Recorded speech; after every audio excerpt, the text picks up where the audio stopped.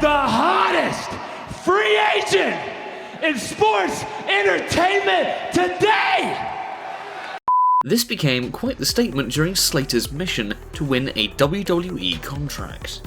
The same mission which landed him a goal from Rhyno,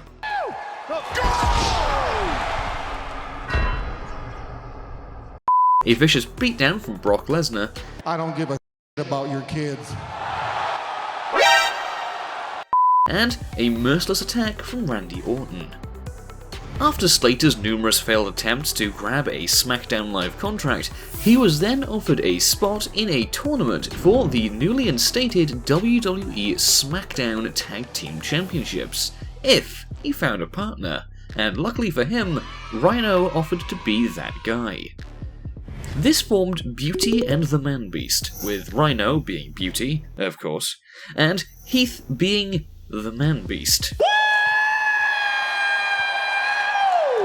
Not gonna lie, you'd think Rhyno would be a pretty good name for a guy who was the Man Beast, but you know. The duo would then go on to become the inaugural SmackDown Tag Team Champions, defeating the Usos. But fast forward to now, it's a shame to see Slater and Rhyno being heavily underused. Let's just hope WWE pushes the two of them soon, because I don't know if you guys know this, but Heath Slater's got kids. I don't like kids. And Rhyno, he just needs some cheese whiz and crackers. Do you have any cheese whiz and crackers?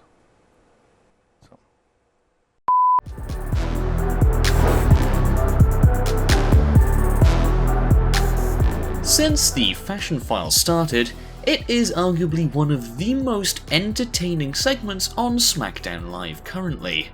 As cheesy as it may be, the show is genuinely funny and involves Tyler Breeze and Fandango acting as detectives to try and attempt to solve mysteries. The amazing chemistry of the duo first came about when the two made a surprising double turn and attacked R-Truth and Goldust.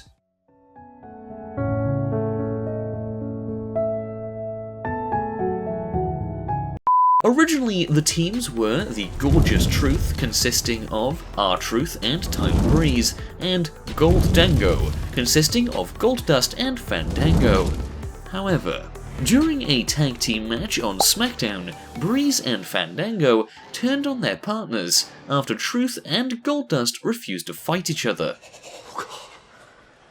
After Breezango's heel run, they would eventually turn face and adapt the Fashion Police gimmick. A gimmick that is best described as weird, yet entertaining, and surprisingly sexy. I mean not that. Run with me, Timothy. Run with me. Run with me. Run with me.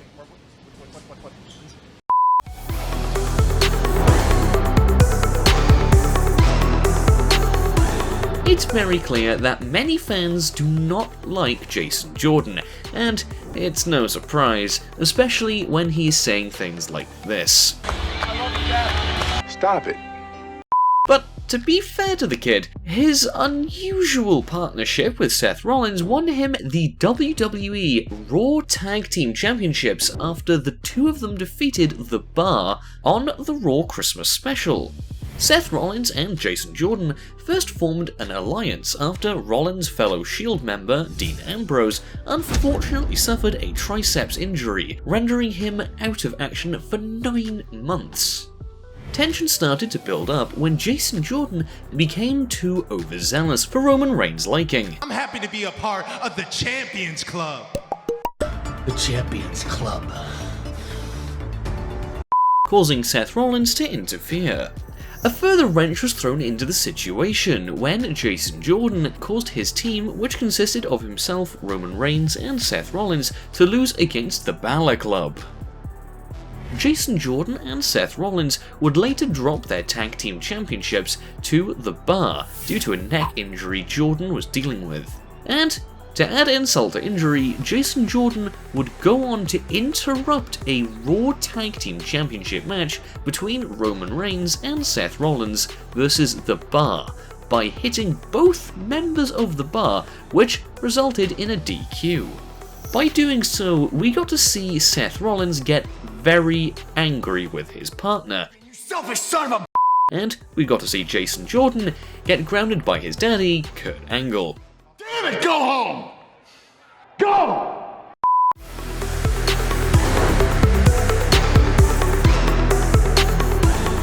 Probably the most unusual pairing in this list is Rusev and Aiden English.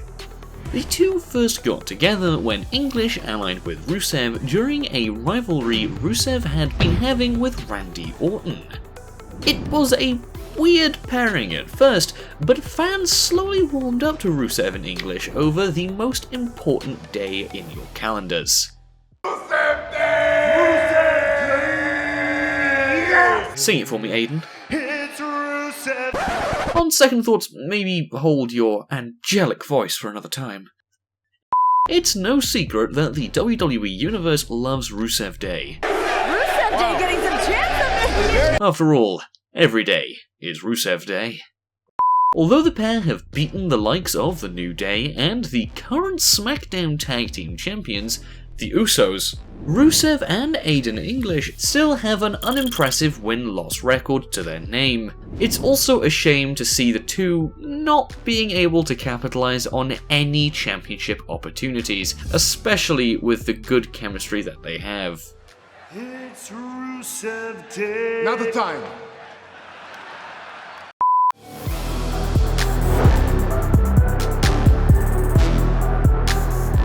Consisting of Sheamus and Cesaro, the Bar, or should I say, the Bar, are four-time Raw Tag Team Champions that were formed all thanks to the help of Mick Foley's shouting. You think I'm messing with you? Before the formation of the Bar, okay, I'll stop now. Sheamus and Cesaro participated in a best-of-7 series against one another, which ended in a draw of 3-3, with the last match resulting in a no contest. This pointless best-of-7 series was supposed to reward the winner with a championship opportunity.